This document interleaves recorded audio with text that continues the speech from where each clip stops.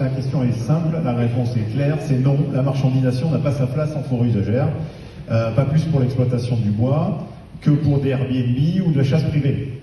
La forêt usagère est un partage, c'est un fruit commun et que d'aucuns ne peuvent s'accaparer. La forêt usagère est à mettre en valeur et à considérer comme le bien commun des habitants du Cap Talat. L'usage, c'est gratuit. C'est l'axiome de base des baillettes et transactions. Et cet exercice doit être garanti.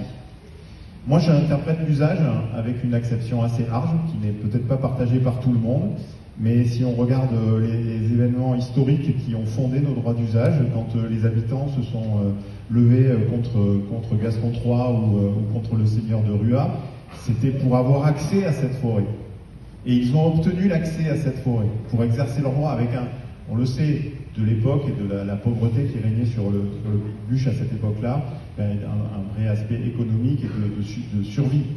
Mais aujourd'hui, c'est toujours vrai, les habitants du Cap Talat ont gagné pour toujours l'accès au massif.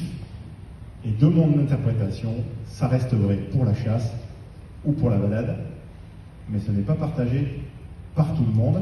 Donc s'il y a des points à faire évoluer, c'est sur ces différences-là, mais la marchandisation, c'est bon.